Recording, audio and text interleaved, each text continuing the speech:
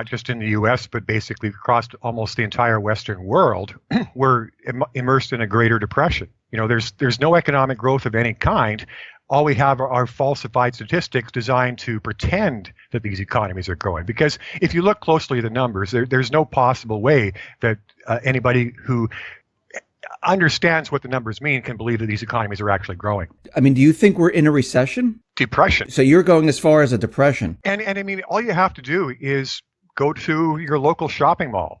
There's been a massive construction boom in residential housing, but there's no new shopping malls being built in Canada or in the U.S. In fact, I think it's been well over a decade since a single major new mall has been constructed in the U.S.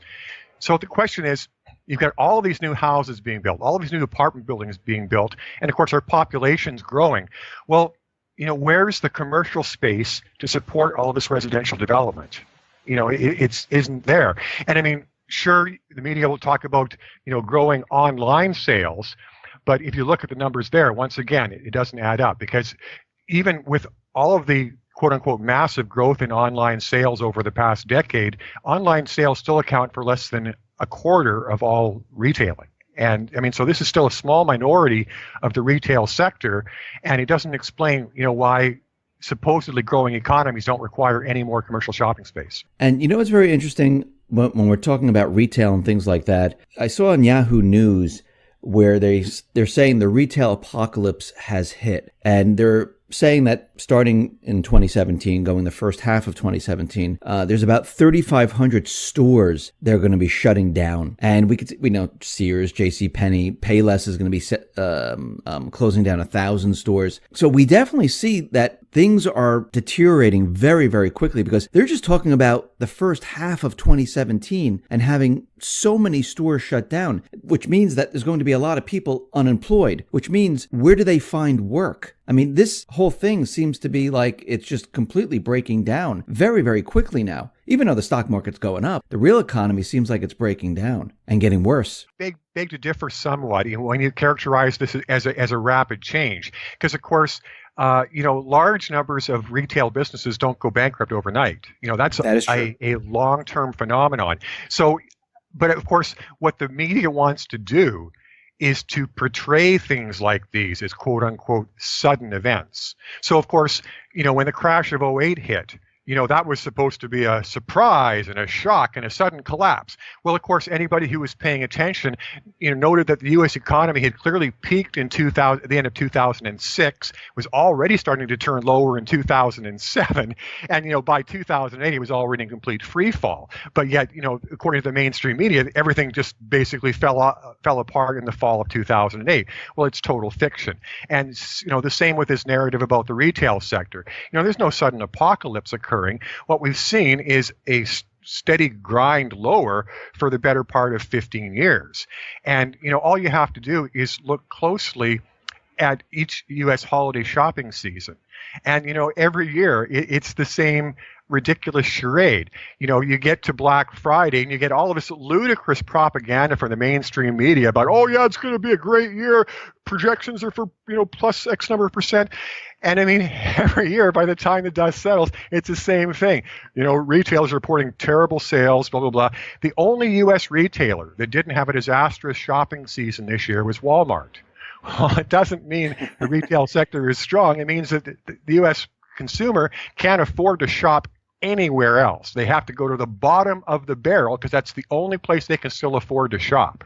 So, when that's the state of the economy, there's nothing sudden about that. The U.S. consumer didn't suddenly end up penniless. This is a long, steady grind of increasing unemployment, steadily lower real wages, and of course it manifests itself on the bottom line of the retail sector. And that's why the mainstream media has been making this great effort to pretend that the retail sector is not only been holding its own, but actually growing in recent years. And I mean, that's the most ludicrous part. You have this ridiculous narrative, oh yeah, there's been this 8-year recovery and the retail sector has been strengthening for 8 years, and now we're going to have this apocalypse. Well, how does that make sense? Of course, it doesn't make sense. No, it really doesn't. I wanted to get your take on what the Federal Reserve did, because when Trump was elected in November, in December, they decided to raise the interest rates by 25 basis points. Then they decided to raise the interest rates again, another 25 basis points. And they're expecting to raise it again, maybe a second time, or actually a third time, a fourth time. Is this the right time to start raising rates? Well, it is if you want to create a good crash.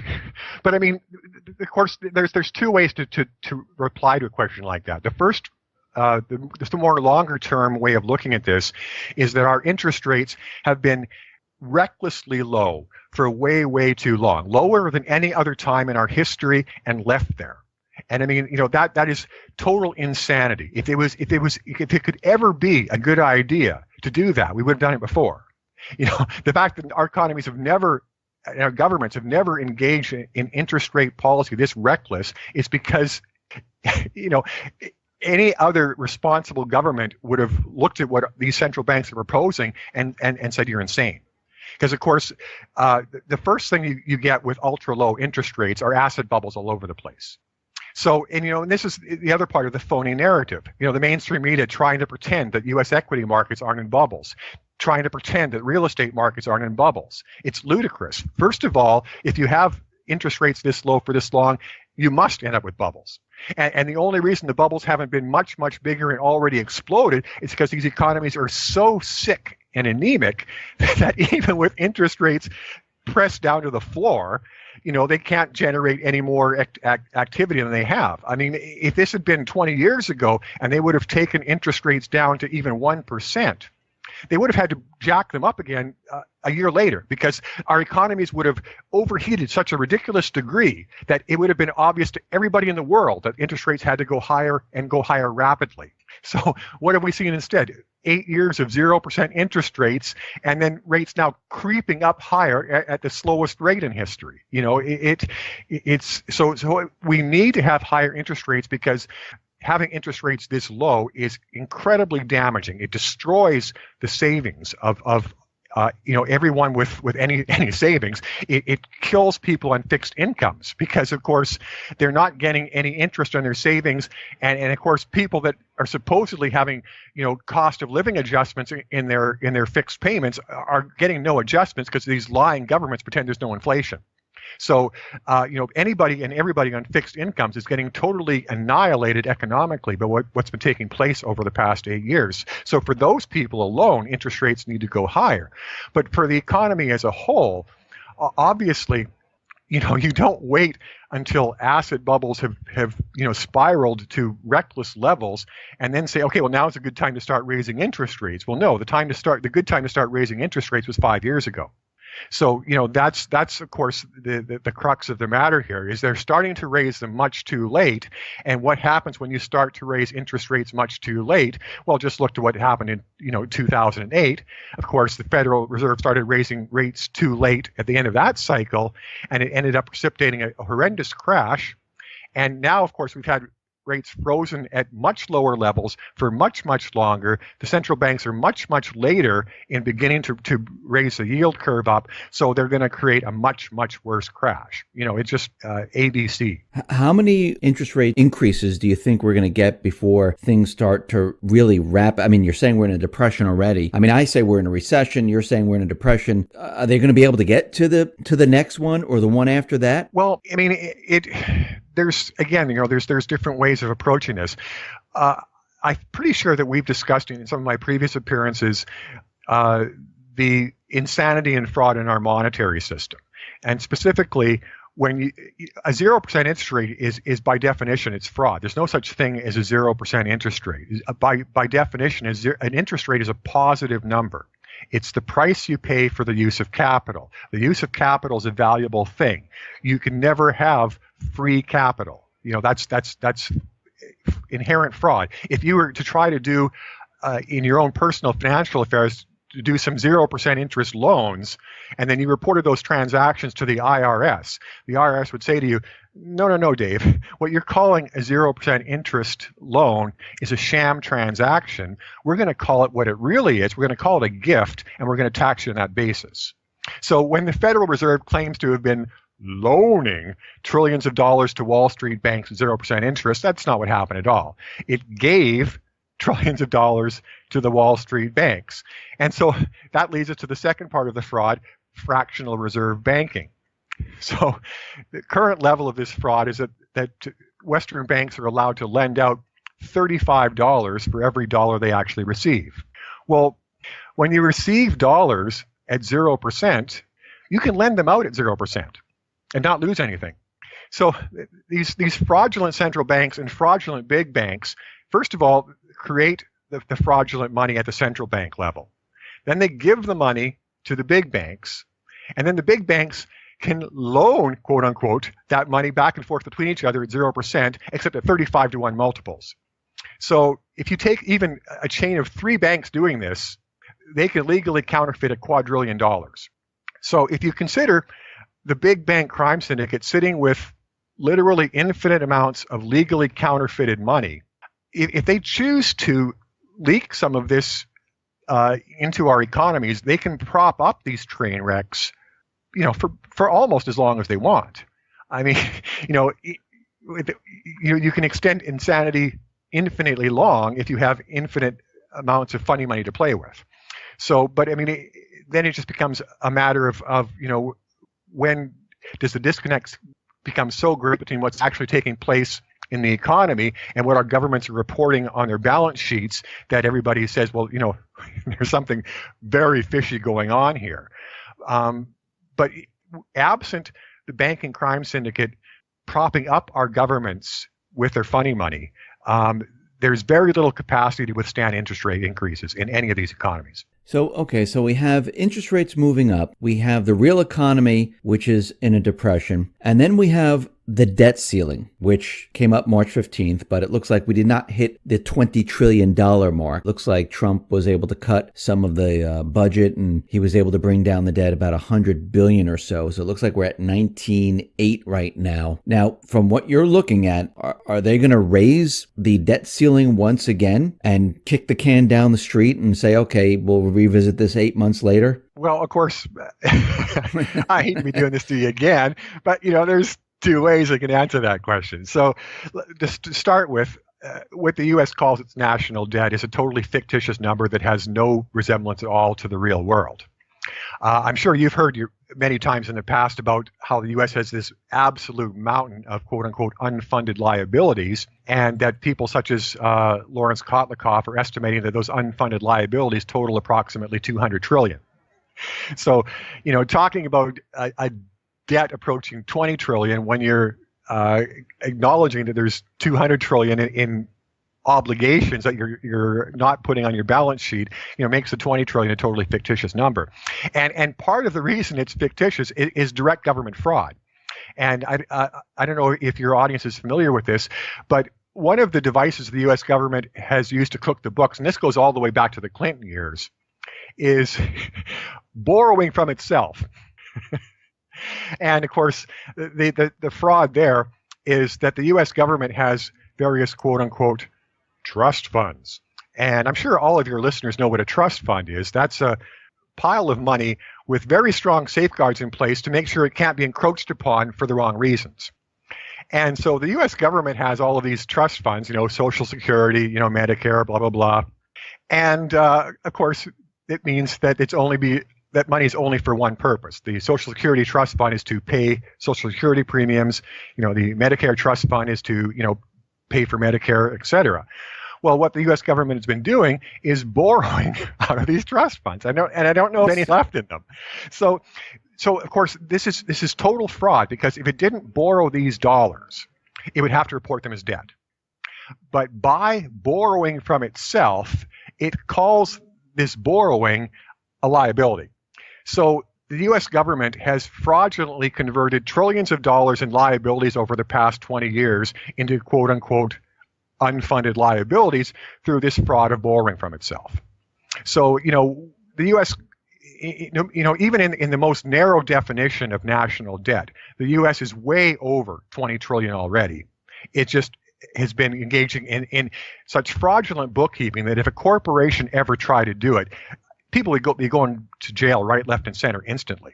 I mean, no doubt about it. Even in the lax accounting rules of the United States, corporations could not get away with what the U.S. government is doing for 2 seconds. It's total fraud. So, but to get back to the original question, well, of course, they're going to have to continue to raise the debt ceiling. I mean, there's only two choices: raise the debt ceiling or debt jubilee. And debt jubilee means we wipe all our debts clean, and the banking crime syndicate no longer has this debt chokehold over all of our nations.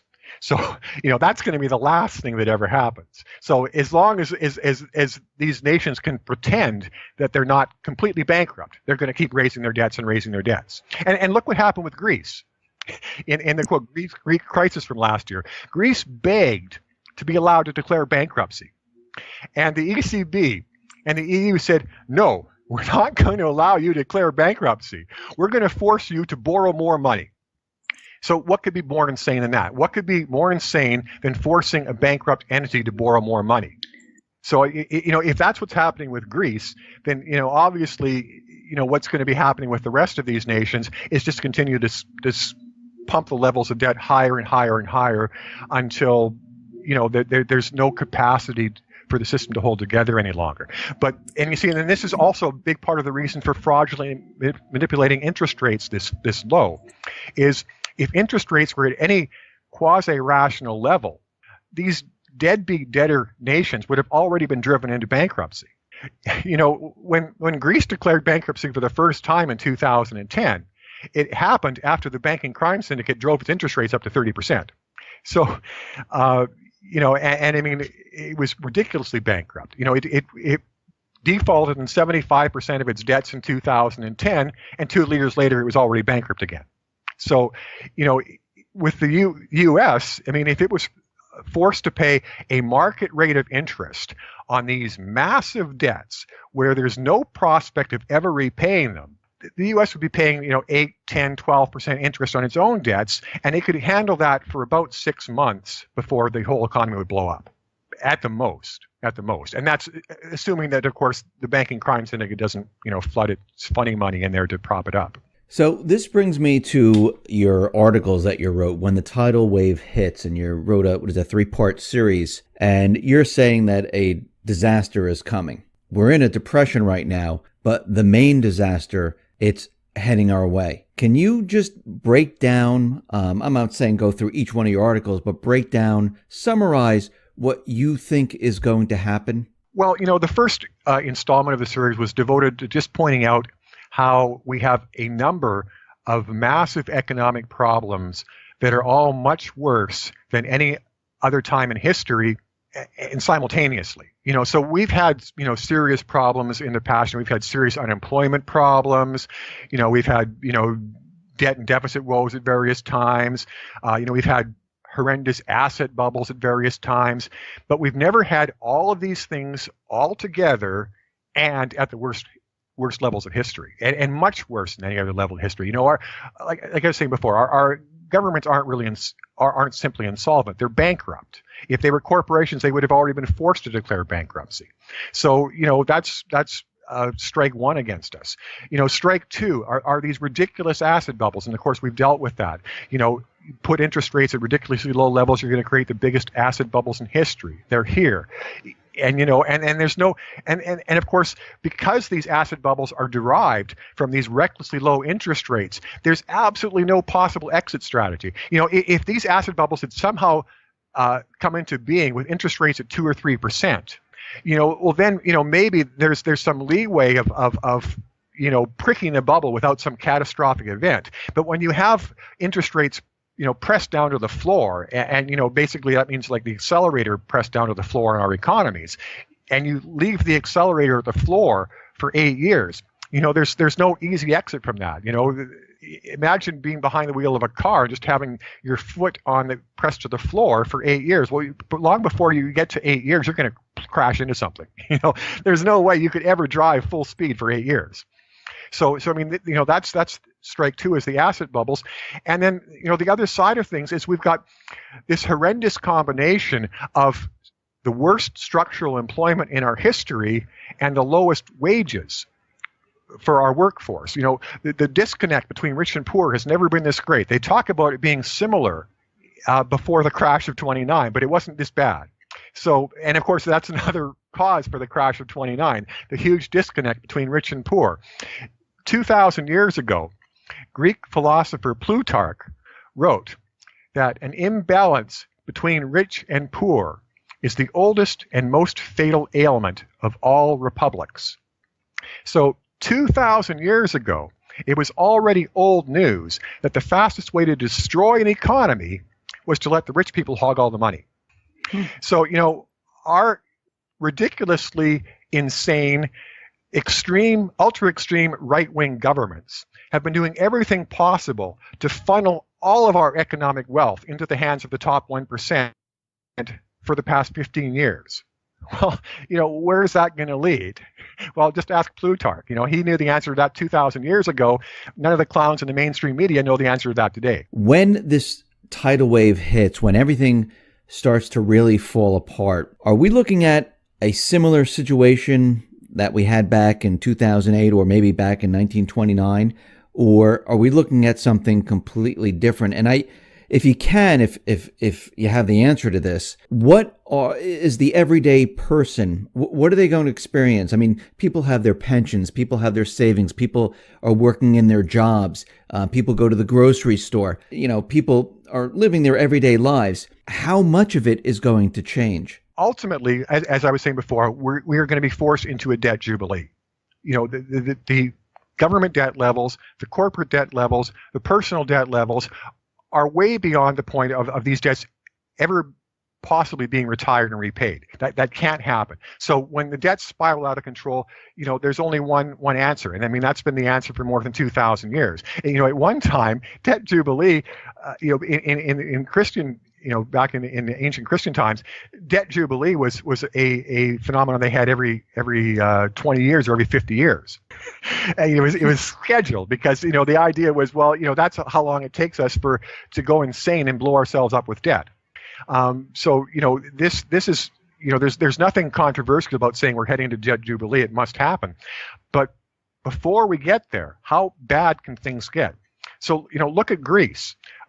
Greece has been when the government was still honest before the bankers got to their current government and corrupted them and got them to accept all this new debt and accept all the other economic crimes against humanity that are being posed on Greece. Greece, its economy is destroyed. It has an unemployment rate of I believe more than 20. The official unemployment rate is more than 25% for the broader population. But of course, that's the official unemployment rate. The real rate's much worse. Official youth unemployment is more than 50%.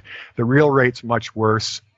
The suicide rate in Greece is more than doubled.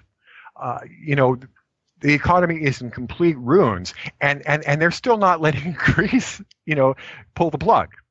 So this is what we're looking at for our own economies. We've got people with debt levels beyond anything that's sane. We've got governments beyond debt levels that are anything that's sane. So what are the governments going to do to forestall bankruptcy? Well, what have they been doing to date? They've been slashing social programs and jacking up taxes on ordinary people. So, what's that going to do as our economies already start to implode? Well, we've seen what that does in Europe. Their so-called austerity has not caused the slightest bit of improvement in any European economy. It's been the exact opposite. With all of these European economies, the more emphatic has been the austerity, the faster the economies have sunk. So the only economies in Europe that have managed to, not totally go into the tank are the ones that refuse to engage in austerity.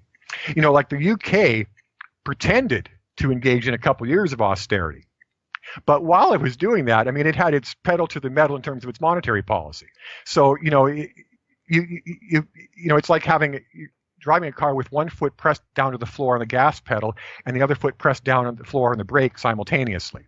That's what the UK was doing. But for the other European, economies, the so-called BRIC or pigs nations, I mean, they've been basically in pure austerity mode, cut, tighten, and just dying. It's the equivalent of somebody with severe anorexia going to see a doctor, and the doctor saying, "Oh, well, I think the best thing for you is to go on a diet." What's that going to do? It's going Yeah. to kill the patient. So that's what's been happening in Europe. These economies that were already ridiculously sickly because there was not enough capital circulating in them have been imploding because the government is sucking more capital out with austerity. And conversely, Iceland refused to touch its social programs after the crash of '08. While other Western governments were butchering their social programs, Iceland was butchering its big banks, and it left its social programs intact. So, of course, today, Iceland has the strongest economy in the West, and everybody else is going bankrupt.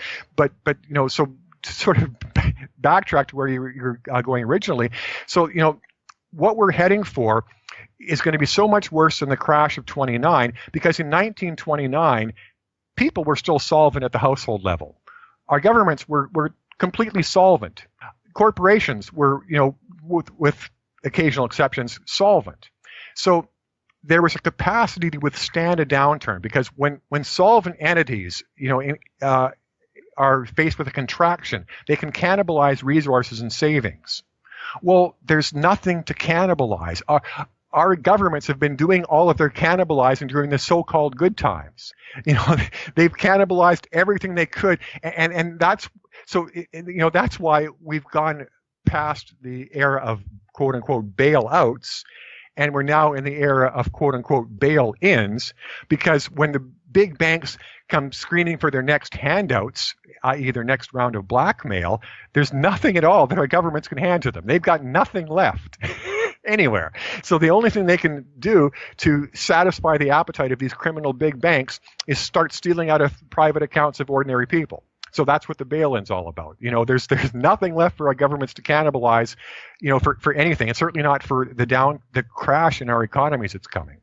So, this is the problem. We're facing the worst crashes in history spread across every facet of our economies, with no resources to withstand even the slightest downturn. Now, do you think savings, pensions, the dollar, do you think that that's going to disappear during this crisis? Because when we go back to 2008 and you heard them talk that, people wouldn't be able to get cash out of the ATM, insurance companies like AIG, the big banks, they would all go under. If you're saying this is going to be worse than 2008, then we're looking at a catastrophic failure of the system, where even the funds people have, that's not going to be accessible. They're not going to be able to get to it. Well, okay, so the catastrophic failure in 2008 was our weak governments caving into blackmail. The only responsible strategy in 2008 was to put all the big banks to death immediately. And that's capitalism. In capitalism, a quote-unquote recession and quote-unquote deflation is a healing mechanism. Deflation is what occurs in capitalist economies to purge malinvestment and to purge bad debt. So this, of course, is why this banking crime syndicate is insanely phobic about deflation, and why they have their propaganda machine preaching to us over and over again that deflation is the worst thing that could ever happen in the universe, because it's the worst thing that could ever happen in the universe for the banking crime syndicate. And so this is the whole point, is that there's no capacity in the system to withstand what always happens in a downturn, which is deflationary pressure. So, in the Great Depression, for all the horrors of that episode, there was never any danger of our governments going bankrupt. There was a long period of retrenchment and a lot of bad debt and malinvestment to purge, but that was what healed the economies. The Great Depression wasn't the disease. The Great Depression was the cure. The disease was what happened before that. So, what's going to happen to our economies is what has to happen to heal these totally hollowed out economies where everything has been skewed. Like all of the wealth in our economies has been misallocated. So in any rational economy, the financial sector is not 25% of the economy. In a rational economy, the financial sector is 5% of the economy. So, so for instance, going back through decades and decades of our history, in terms of our economic policies, it was always the government's fiscal policies which are completely dominant, and monetary policy was just this tiny little influence which could, nudge the economy slightly in one direction, slightly in another. And the reason it was like that is because fiscal policy is supposed to be what dominates. In the real economy, that's what fiscal policy is, the real economy. So we live in economies now where monetary policy totally drowns out fiscal policy. And this is why you see the markets move the way they do. Real markets don't move up and down like yo-yos like our markets do day after day, where everything goes up together, everything goes down together day after day. Real markets diverge because in a real economy, the fundamentals of companies are what drive markets, not what's the Federal Reserve saying today. This is the greatest, one of the greatest indications of how perverted our economies have become is the ridiculous overemphasis on what central bankers say. Go back 30 years, and you could never find a headline about what a central banker said. And, even when the central bankers did something, it would generally be page 3, page 4.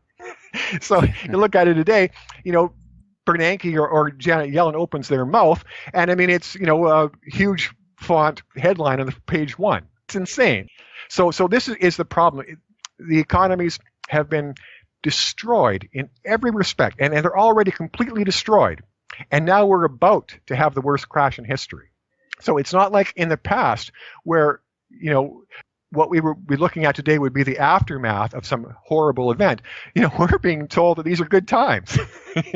A recovery. The U.S. economy has been completely destroyed. It's been on a steady downhill incline for 20 years, and yet, we've all been led to believe it's been, had an 8.5-year recovery. I don't want to put you on the spot here, but we're talking about this and we know it's coming. We know that a lot of this, what we've been seeing, is completely manipulated. It was a gigantic illusion that they kept most of the people in the dark of what was really going on, pretending that we were in this recovery. Here we are today. When do you think that things will start to really come down where people notice? And I'm not saying like, oh, it's happening already, because yes, I understand that, you understand that, but there's many people out there that are just completely sleeping. They don't realize, because they're looking at the stock market and they're saying, well, look, it's 20,000 points. It's going up. The economy's good. When will they start to notice that things aren't doing well? Well, I was totally convinced that the bankers were going to pull the plug last year. And I'm sure you remember me talking about that. Yes. And it was based on the previous bubble and crash patterns we've seen over the last 16 years. 8-year bubble cycle, schedule to crash, 8-year bubble cycle, schedule to crash. So we had our 8 years. I expected to see the crash again. Now, maybe that was just a little bit too much pattern repetition even for the bankers, despite being the arrogant bastards they are. But the other way of looking at this is that the bankers themselves may be scared about what's going to happen. They maybe were fully intending to pull the plug long before now, but they're getting cold feet. And the reason I say this is because one of the reasons that the bankers orchestrate these bubble and crash cycles, and there always has to be a bubble and a crash, is because after the bankers have pumped up their asset bubbles and equity markets, to a certain level, there's no more money for the crime syndicate to make. Pumping the Dow up to 40,000 isn't going to make much more money for them. Because to get it to 40,000, they're going to have 90% of the money to pump into the markets to get to there is going to be their own money. So you don't make money by playing with your own money. That's not how criminals operate, not how gamblers operate. You make money by scamming other people, letting them play with their money. So this is why it's necessary to schedule a crash, take the markets down, reset them at a low level, and then start another bubble and crash cycle again. And of course, the extra advantage for the banking crime syndicate is that since they are in total charge of this quote unquote business cycle, and they know when the crash is going to come because they are going to trigger it themselves, they can place their short bets well ahead of everybody else. So they make monstrous profits on the way down, just like they made monstrous profits on the way up because they knew what this was going to happen, and they placed all their long bets ahead of everybody else. So when you manipulate the markets in this complete manner, and you can always place your bets ahead of everybody going in either direction, it makes no sense at all to have the markets run in one direction for too long. So we're way overdue for a crash already. Is it going to happen in 2 days, 2 weeks, 2 years.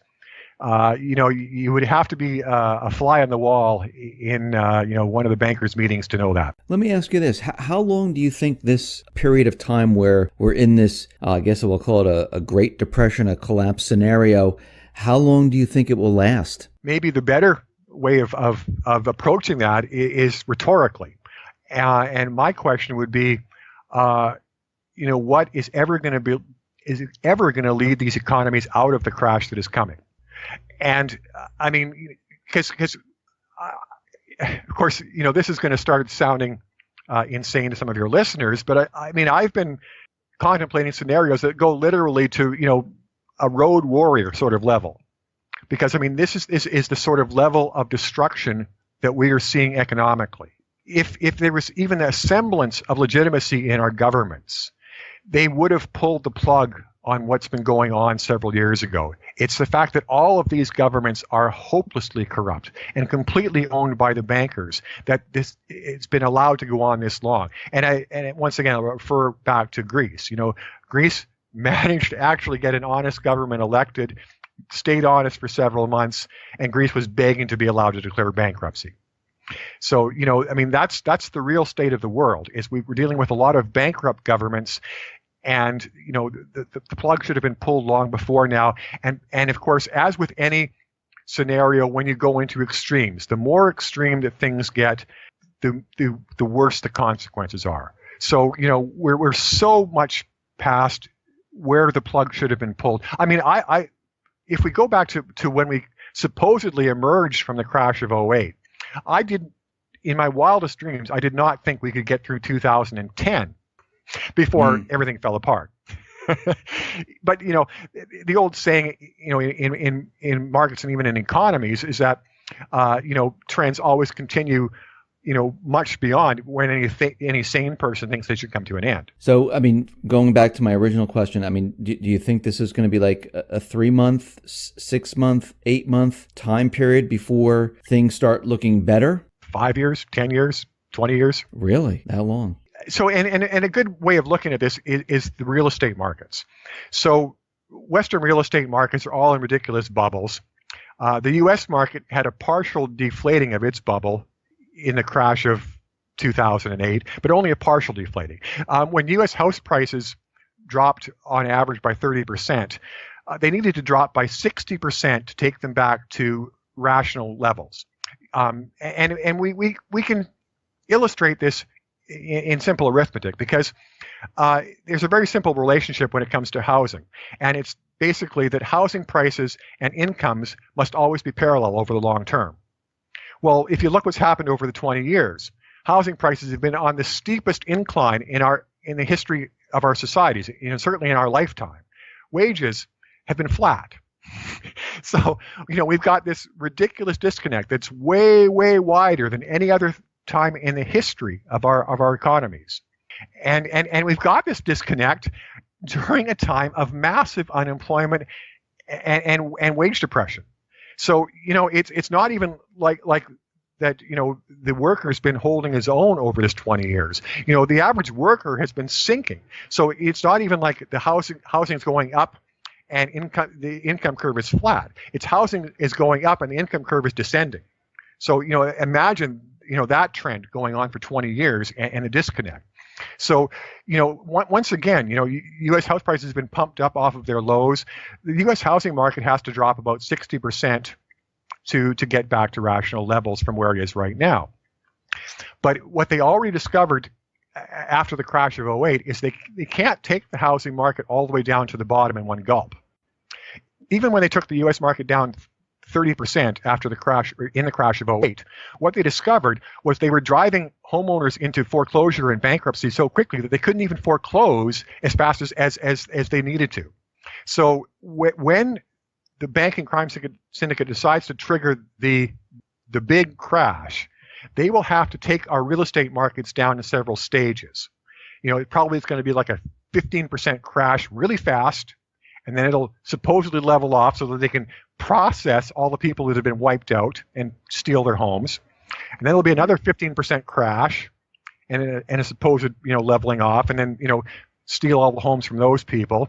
And then another 15% crash. blah, blah, blah. And of course, it's even worse in Canada. There's been no correction in Canada's housing prices. The city I live in Vancouver, it's one of the, most insane housing markets in the world, and it would be worse. But fortunately, our provincial government got cold feet, and they instituted a tax on foreign buyers, which is basically kneecapped our housing market. And Vancouver's already started to turn lower. But Toronto, I mean, it's still maximum bubble mode. And so, these markets are overvalued by a minimum of 75%. But of course, when those markets crash, as I was saying before, markets always overshoot on the way down. So, the housing markets in Vancouver and Toronto, they have to fall by somewhere in the neighborhood of 90% before there's going to be a final bottom. Wow. So imagine what that's going to do. And, in the largest population centers in Canada, when that happens, to people that have no savings and sky-high levels of debt, and their wages have been flat for years and years and years, and they're probably going to lose their job as well. Many of them are going to lose their jobs as well when the next crash starts.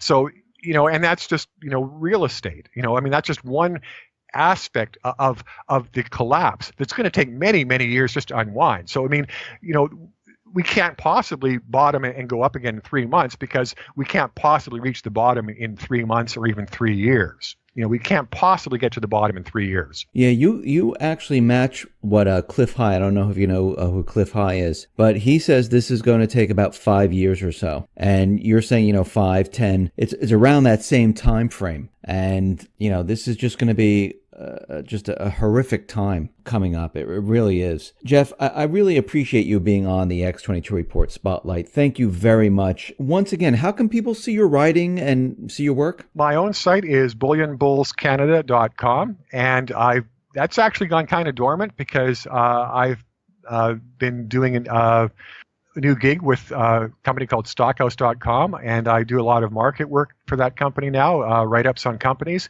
And, it's just a nice change of pace for me, because I'm able to, write about good stories with various companies, as opposed to just the steady, a stream of depressing articles that I have to write when I cover the economy.